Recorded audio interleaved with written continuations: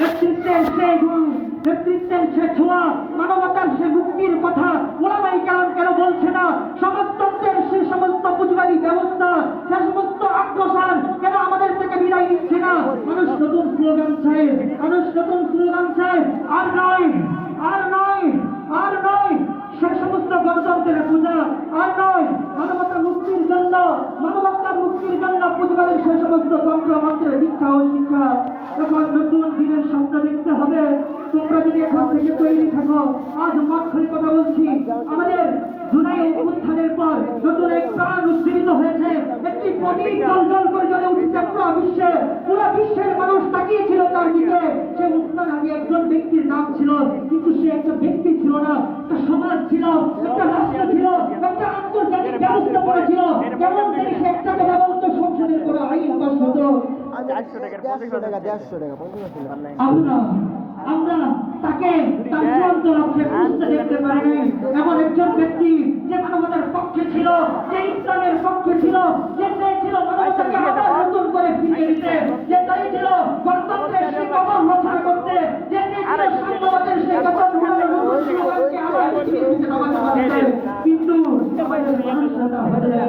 নতুন কিছু বিভিন্নভাবে কাটতি মারা কিছু ব্যক্তির কারণে আজ আমাদের সে সমস্ত লক্ষ্য, আমাদের সে সমস্ত চিন্তাধারা বাস্তবায়ন হওয়ার কোনো সুযোগ হচ্ছে না। যারা শাসনের বিভিন্ন জায়গায় বসে আছেন, যারা রাষ্ট্রের বিভিন্ন কর্ণধার হিসেবে নিজেদেরকে দাবি করছেন, তাদের কারণে আজ মানবতার মুক্তি মিলছে না। আজ যুক্তরাষ্ট্রের দিকে তাকিয়ে থাকতে হয়, আজ বিভিন্ন গণতন্ত্রের পূজারের দিকে তাকিয়ে থাকতে হয়। হিন্দুস্তান কি বলছে, ইন্ডিয়া কি বলেছে, ভারতের সিদ্ধান্ত কি, আমেরিকা কি বলেছে? কেন ও মুসলমানের বাচ্চারা, ও ইসলামের সন্তানেরা, ও মুসলমানের বাচ্চারা, তোমরা ওদের সঙ্গী, তোমরা খালিদ হয়ে গেল উত্তরসঙ্গী, তোমরা আমার থেকে উঠো। কোনো গণতন্ত্র নয়, কোনো পুঁজিবাদ নয়, নতুন করে ইসলামের পতাকা আবার জাগিয়ে দাও। মুসলমান বাংলাদেশের সংসদে অদূর ভবিষ্যতে আর বেশি দেরি নয়, ইনশাআল্লাহ কোরআনের আইন বাস্তবায়ন হবেই হবে, হবে ইনশাআল্লাহ। আমাদের নবী হযরত মুহাম্মদ সাল্লাল্লাহু আলাইহি ওয়াসাল্লামের ফাতেমার নবীর জিনতে একটা লেভেল আছে, একটা সাইকিটি আছে, একটা মালা আছে। এই মালাকে যে ছিঁড়ে ফেলতে হবে, সেই কাদিয়ানি বাচ্চাদেরকে আমরা হুঁশিয়ারি বার্তা ঘোষণা করতে চাই। কাদিয়ানি একটাই পরিচয়, তার কোনো মুসলিম পরিচয় নাই, তার কোনো মানবিক পরিচয় নাই, একটাই পরিচয়, সেই মানবতার শত্রু, সেই ইসলামের শত্রু, সে কাফের, তার পীর হিসাবে জাহান্নাম করার কোনো রাস্তা নাই। ও মুসলমান, মানুষ এখন তোমাদের থেকে শুধু বাচ্চাদের কথা শুনবে না, তোমাদের থেকে এখন সংসদের কথা শুনতে চায়, তোমাদের থেকে নতুন দিক নির্দেশনা পেতে চায়, অর্থনীতির কথাও তোমাদের শুনতে চায়, গণতন্ত্রের কথাও তোমাদের থেকে আর শুনতে চায় না, সাম্যবাদীর কথা তোমাদের থেকে শুনতে চায় না। শুধু নামাজ কেন, শুধু রোজা কেন, হজ কেন, যাকাত কেন, তোমরা প্রত্যেকটা ক্ষেত্রে সমাজের প্রত্যেকটা অঙ্গনে ইসলামের কথাগুলো আবার মানুষের সামনে জানিয়ে দাও। ইসলামের নতুন ব্যবস্থার কথা মানুষের বলো, গণতন্ত্রকে মুছে দাও, গণতন্ত্রকে দুলিশান করে দাও, সাম্যবাদকে কবর রচনা করো, নতুন চেতনা দাও। ইনশাআল্লাহ আমরা তো আশাবাদী আর বেশি দেরি নয়, এমন কিছু ব্যক্তি তৈরি হবে, এমন শাসক তৈরি হবে, যারা আমেরিকার ওয়াশিংটনে পতাকার চেতনা হবে ইনশাআল্লাহ। ও মুসলমান, আজ তুমি আমি আমরা হিন্দু বড় মানুষের কথা বলতে পারছি না। তোমার একটা জমি, তুমি বলতে পারছো না এই জমিটা আমার, কারণ কি? তোমার ক্ষমতা নাই, তোমার টাকা নাই, তোমার অর্থ নাই, তোমার বাড়ি নাই, কিছুই নাই। ও মুসলমান, এগুলো হতে দেওয়া যাবে না। ও মুসলমান,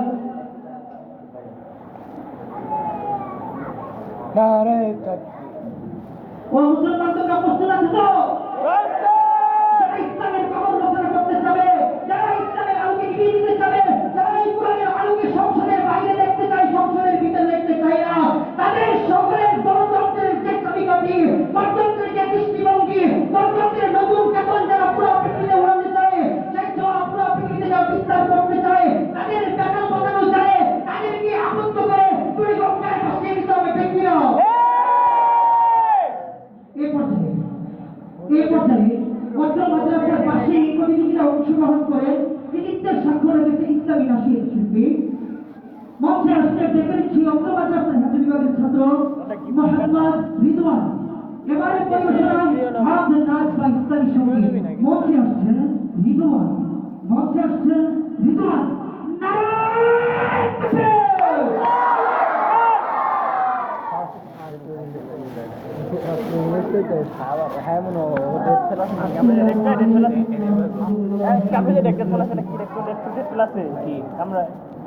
তাকবীর। মনে হয়তো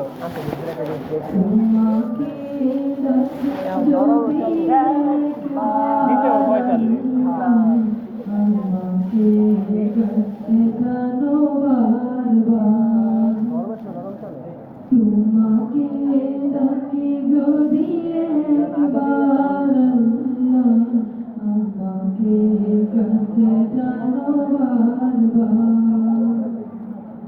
যদি পথ ভুলে যাই আমাকে দিও ঠাই, যদি পথ ভুলে যাই আমাকে দিও ঠাই, দিও দিশা এইটুকু আবদার আল্লাহ, আমাকে কাছে টানো বারবার।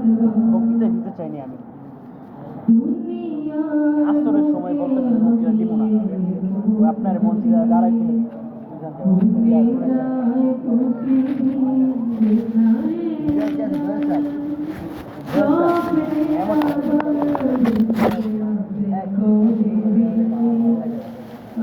মুক্তিরা কেমন রিজিয়া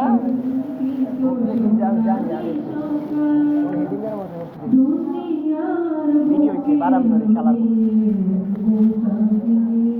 ভিডিও পাঠান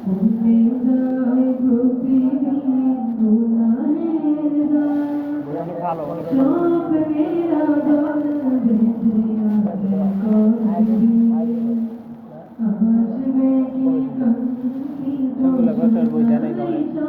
হ্যাঁ খালি শরীফ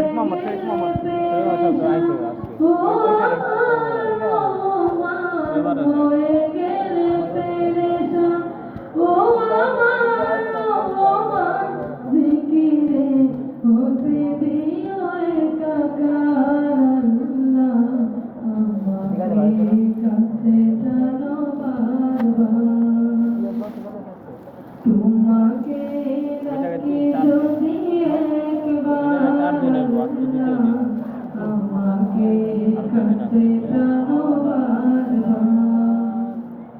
তোমাকে ডাকি যদি একবার আল্লাহ, আমাকে কাছে টানো বারবার।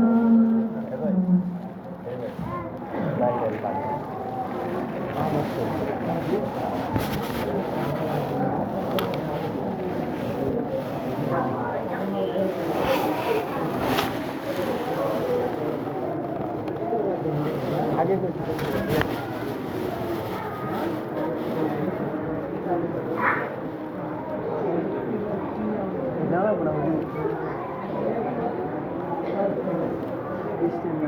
মানে ভিতরে বয়েল দিয়ে ধোয়া দিয়ে শেষ করা অবশ্যই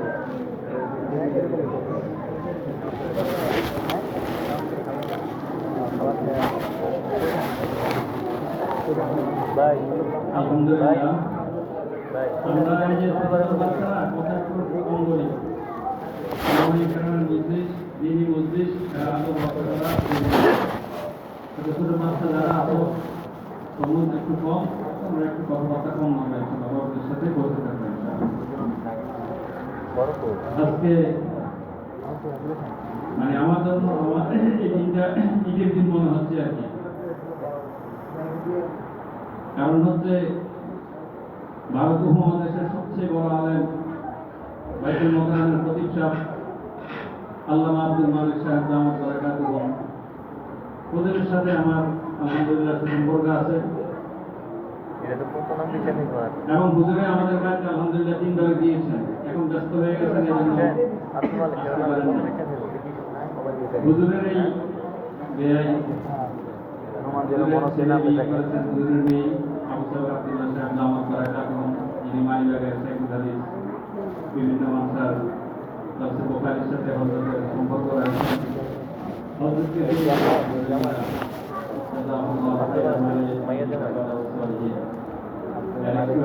बोला रेडी रेडी है दिया दिया যদিও আমাদের ওখানে ঠিক আছে, আমার বিয়ে বিবাহ হয়েছে বছরখানেক আগে, সেই জন্য আমাদের বিশেষ করে বিভিন্ন মতো বছরের পরবর্তী দিন কিছু বুঝবেন পেয়েছি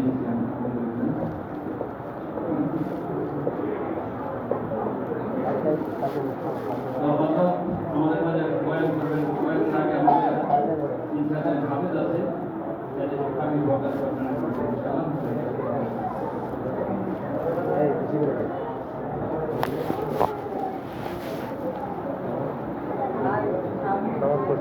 আলহামদুলিল্লাহ, দীর্ঘ এক যুগ ধরে আমাদের মাদ্রাসার পরিচালনা অত্র মাদ্রাসা আপনাদের সকলের মাদ্রাসা, এই প্রিয় প্রতিষ্ঠান, এই প্রাণকেন্দ্র আপনাদের প্রতিষ্ঠান। আমরা কেউ ধরে নয়, সবাই আপন। যারা সহযোগিতা বিভিন্নভাবে আমাদেরকে আগলে রেখেছেন, যারা সহযোগিতার হাত বাড়িয়েছেন, আপনাদের এই সুন্দর পরিবেশ উপভোগ করার অধিকার আপনাদের। আপনাদের এই প্রতিষ্ঠানে দীর্ঘ এই পথ অতিক্রম করে হাঁটি হাঁটি পা করে এই প্রতিষ্ঠান অধিভোগ করে পাড়ি দিয়েছে। আলহামদুলিল্লাহ, উন্নতির পথে অনেক দূর এগিয়ে গেছে। গত মাদ্রাসায় আলহামদুলিল্লাহ প্রতি বছরই পবিত্র কোরআন হিফজ করে কৃতিত্বের স্বাক্ষর রেখে আল্লাহ তাআলার কালাম মুখস্থ করে পাঠ্য গ্রহণ করেন ওলামায়ে কেরামের হস্ত মোবারক থেকে। আল্লাহ তাআলা আমাদের মাদ্রাসা ইতিমধ্যেই আমরা শুনতে পেরেছি যে আমাদের মাদ্রাসায় হিফজ বিভাগ, নুরানি বিভাগ, কিতাব বিভাগ, জালালাইন পর্যন্ত কিতাব বিভাগ মাদ্রাসা চালু আছে। আলহামদুলিল্লাহ, মাদ্রাসার প্রত্যেকটি বিভাগে আলহামদুলিল্লাহ উস্তাদ-ইকরাম গুরুত্বের সাথে অধ্যায় অধ্যাপনার কাজ করছেন, ছাত্ররা কৃতিত্বের সাথে স্বাক্ষর রাখছেন। সবকিছুই আপনাদের দোয়া, সহযোগিতা, আপনাদের সংস্পর্শ, আপনাদের সান্নিধ্য, ওলামায়ে কেরামের পরামর্শের মাধ্যমে চলছে। এবছরও আমাদের মাদ্রাসায় হিফজ বিভাগ থেকে 4 জন ছাত্র হিফজ শেষ করেছেন। আমি তাদের নাম ঘোষণা করছি। তারা স্টেজে এসে আমাদের গুরুত্বপূর্ণ এই পর্বে গুরুত্বপূর্ণ মেহমান, আমাদের আজকের প্রধান অতিথি, সকলের সুপরিচিত মত, সবারই চিনা পরিচিত, পরিচয় করিয়ে দেওয়ার আর কোনো দরকার নেই, প্রয়োজন মনে করছি না। ঢাকার প্রাণকেন্দ্র প্রসিদ্ধ মাদ্রাসা মালিবাগ মাদ্রাসা শেখুল হাদিস হযরত মাওলানা আবু সাদ আব্দুল্লাহ হাফিজাহুল্লাহ, তার হস্ত মুবারক থেকে আমরা পাগড়ি প্রদান করব। নাম ঘোষণা করছি।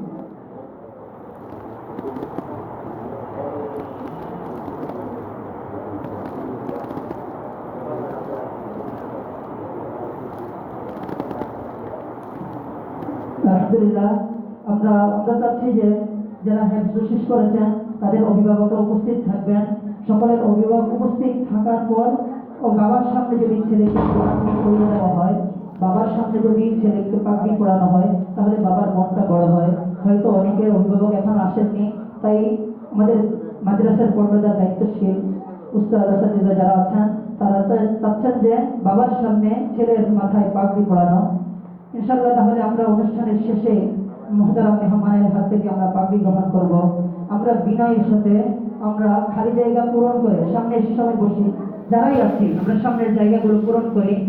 মেহমান কথা বলতে পছন্দ বোধ করবেন, মনোযোগ দিয়ে আমরা কথাগুলো শ্রবণ করবো আমাদের নিয়তে। আল্লাহ তাআলা আমাদেরকে তৌফিক দান করুন। এই পর্যায়ে আপনাদের সামনে কোরআন হাদিসের আলোকে গুরুত্বপূর্ণ আলোচনা পেশ করছেন আমাদের সকলের মুরব্বী উস্তাদ আসাতিজা হযরত মাওলানা আবু সাদ আব্দুল্লাহ হাফিজাহুল্লাহ, বারাকাল্লাহু ফি হায়াতিহি।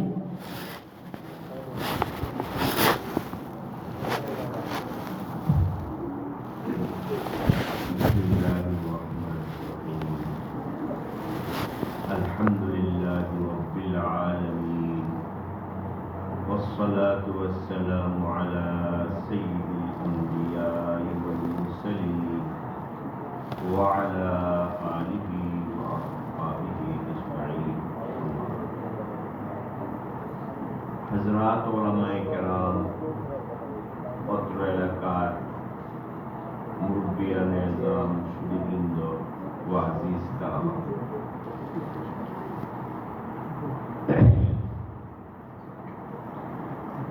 বর্তমান জমানায় যারা আমরা মাদ্রাসায় লেখাপড়া করি, কাওমি মাদ্রাসায়, আলহামদুলিল্লাহ ছাত্র সংখ্যা বেড়েছে, মাদ্রাসার সংখ্যা আলহামদুলিল্লাহ আগের চেয়ে অনেক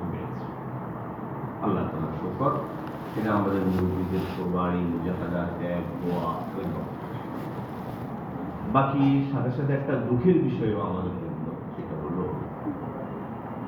যে আমাদের মাদ্রাসাগুলোতে যোগ্য, দক্ষ এবং পারদর্শী আহলে ইলম, আহলে তাকওয়া আলেম খুব কম তৈরি হচ্ছে।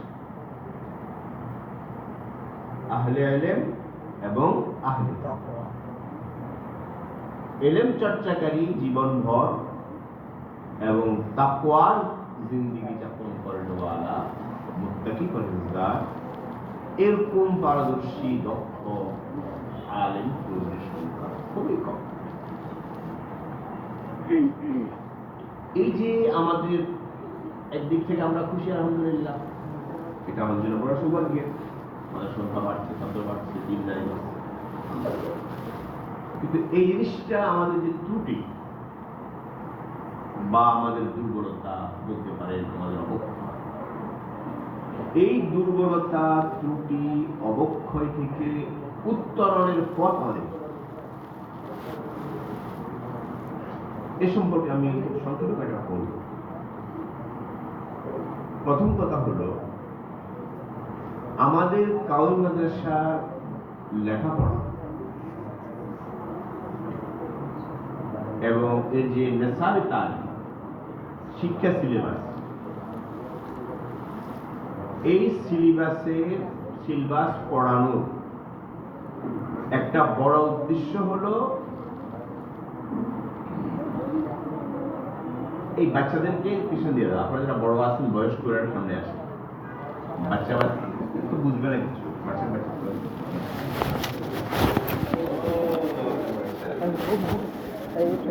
বাচ্চাদেরকে একটু পিছনে দিয়ে দেন, বাচ্চাদেরকে একটু পিছনে দিয়ে দেন। আপনারা যারা সমঝদার আছেন সামনে আসেন।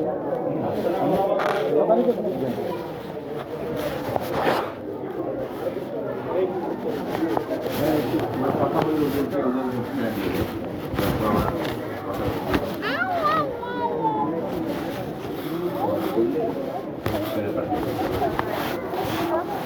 কথাটা বলবেই, বাচ্চা বলবো নিজে অবুঝ।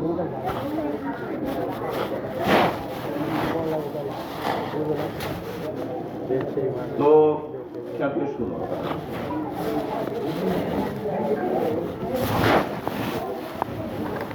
বাচ্চাদেরকে এখান থেকে নিয়ে যান। আমার খেয়াল যখন পানি থেকে দেওয়ার প্রশ্ন হবে তখন আমার নিয়ে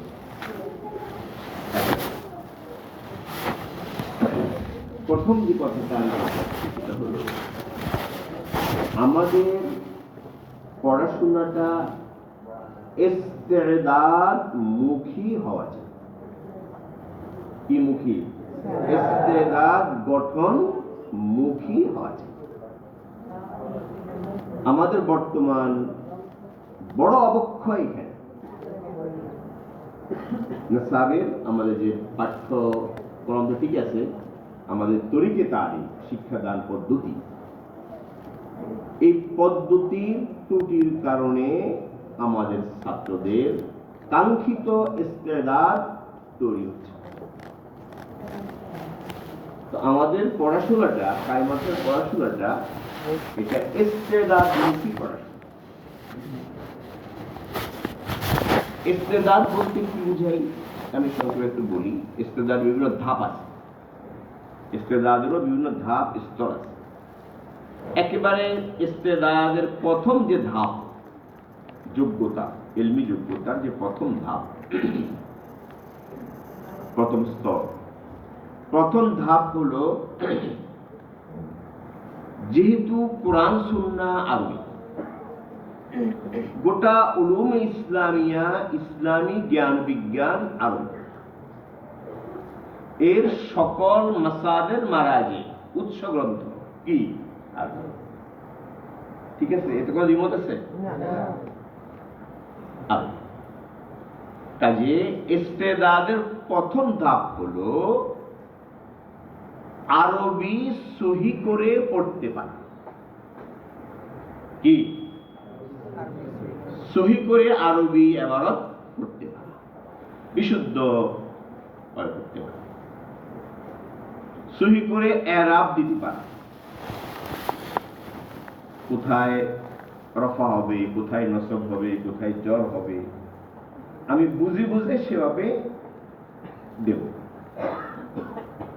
এরপরে তরকিব বুঝা, আমি যে আর এই বাক্যটা আমার সামনে, এই বাক্যটার তরকিব কি, এটা কি জুমলা ফেইলিয়া না ইসমিয়া, এটা আমাকে বুঝতে হবে।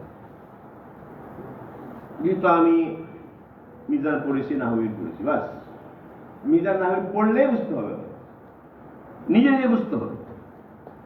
ওস্তাদ না, ওস্তাদ তো কাজ করে দিয়েছেন উনি। আমার ইতরুক ইস্তেদাদ গঠন হতে হবে যে আমি নিজেই বুঝি এই বাক্যটা কি ফেলিয়া না ইসমিয়া। যদি ফেলিয়া হয়ে থাকে, ফাইল কোনটা, মুফুল কোনটা, হাল কোনটা, ফাইল কোনটা, মুফুল কোনটা, মুফুলে কোন মুফুল, মুফুলে বিহি না মুফুলে মাহু না মুফুলে ফি,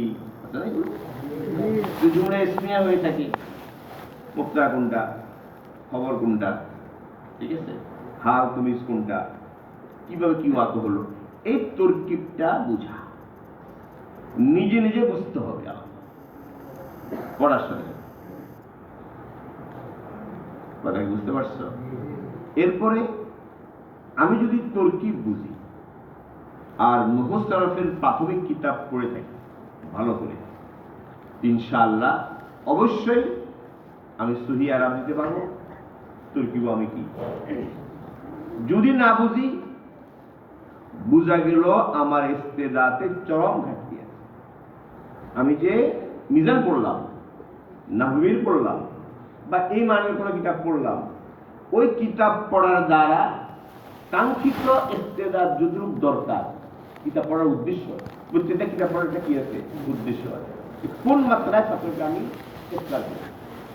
যদি আমি মিজান না পড়ার পরও, এতনু পড়ার পরও আমি এবারে সহি করতে না পারি, বুঝা গেছে আমার মিজান নাহবির হেদায়েতুন নূহ পড়ার যে উদ্দেশ্য ছিল, সে উদ্দেশ্য কি হয় নাই, আমাকে আবার যেতে হবে ওখানে। অবদান কি বুঝছো? কাজে এবারে সহি করে পড়া। 2 নম্বর কাজ হলো যে তালিবে ইলম এবারে সহি করতে পারবে, কোনটা জুমলা ফেলি ইসমিয়া বুঝি, তরকিব বুঝি, ওই তালিবে ইলম অবশ্যই তরজমা বুঝবে। কি বুঝবে? হ্যাঁ, এটা হতে পারে কোন নতুন শব্দ আসছে যে আগে সে পড়ে নেই, মুফাদাত, এটা বড় সহজ বিষয়, সে আসিয়া দেখলে পারে, আরবি লুগা দেখলে কি সদরে পারবে। ঠিক আছে, তো অর্থ বুঝতে হবে নিজে নিজে, বাক্যের বাংলা অর্থ বা উর্দু অর্থ যেটাই হোক, এটা বুঝতে হবে আমাকে। এরপরে 4 নম্বর, আমি এই বাক্যের মর্ম উদ্দেশ্য, মতলব, মানা মতলব, মর্ম উদ্দেশ্য, এটা আমি বুঝব। হ্যাঁ, এখানে ইস্তেদাদের স্তর পার্থক্য হতে পারে, সবাই সমান বুঝবে জরুরি। কেউ হয়তো 16 আনায় বুঝবে, কেউ 12 আনা বুঝবে, কেউ 8 আনা বুঝবে, কেউ 4 আনা বুঝবে, কিন্তু আস্তে আস্তে তার বুঝ কি হবে, বাড়ে, সারিত হবে। কথাই বুঝছ? আমার কথার উদ্দেশ্য হলো এখানে ইস্তেদাদ কাকে বলে, ইস্তেদাদের প্রথম ধাপ এটা, ইলমি ইস্তেদাদ। প্রথম ধাপ হলো এটা যে আরবি ইবারত আমি সহি পড়তে পারি, আরবি মধ্যে তর্জমা বুঝি, মতলব মানা আমি কি। যদি ইতরুক বুঝাবার থাকে, বুঝতে হবে আলহামদুলিল্লাহ আমি ইস্তেদাদের প্রথম ধাপে আমি 80 বা অতিক্রম করলাম, বাকিগুলো আরো বড় বিষয়, আমি যাবো না। কথা কি বুঝতে পারছো? এখন দুঃখের বিষয় হলো এইটা, আমরা তো সবাই মুদারিস, আমিও মুদারিস, সবাই ছাত্র আছে, কিন্তু দুঃখজনক পরিণতি যেটা, সেটা হলো এর ঘাটতি বহু ছাত্র বয়ান পড়লো, নাহবিল পড়লো, হেরাতুন্ন পড়লো, সব কিছু করে আসে। কিন্তু ইস্তেদাদের প্রথম ধাপে সে কি অচল। এই যে আমাদের কমজোরি, দুর্বলতা, আমাদের অবক্ষয়, এটা পুরোটা কি ব্যবস্থা? এটা যদি এই স্তরে দুর্বল থাকে, ওই তালিব ইলমের আলেম হওয়া যেটাকে বলে, এই আলেম হওয়া, দিনদার হতে পারবে সেটা ভিন্ন জিনিস। দিনদার হওয়ার জন্য কিটা করা দরকার? আপনি দাবিয়ে গেলেন, কোন আল্লাহ সোহবতে গেলেন, আপনি নেকামল করলেন, নামাজ পড়লেন, এটা হতে পারবেন। এখানে তো আমি দিনদার হওয়ার জন্য আসি না, শুধু দিনদার হওয়ার জন্য আসি। মাদ্রাসায় আসার উদ্দেশ্য অবশ্যই দিনদার হওয়া, কিন্তু শুধু দিনদার হওয়া, আলেম হওয়া, তাতে উপরেরটা। এখন যদি আমি আমার ইতুক ইসলাম না হয়, তো তো আমার আলেম হওয়ার স্বপ্নটাই কি? স্বপ্ন দেখার কোনো সুযোগই নেই।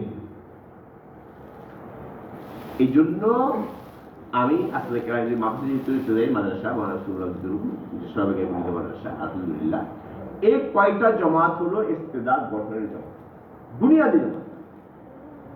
এটাই হলো মূল ভিত, ইলমের যে রাজপ্রাসাদ, এই ইলমের রাজপ্রাসাদের ভিত, বেসমেন্ট কি? এইটা, এই কয় জমাত না সবাইকে বলি, এই কয় জমাত যদি আমরা সবাই মিলে মেহনত করি ছাত্রকে ইসলাম গঠনের জন্য, ইনশাআল্লাহ এই তালিব ইলমের ভিত যেহেতু মজবুত, এই মজবুত ভিতের উপরে ইলমের বিশাল প্রাসাদ কি হবে।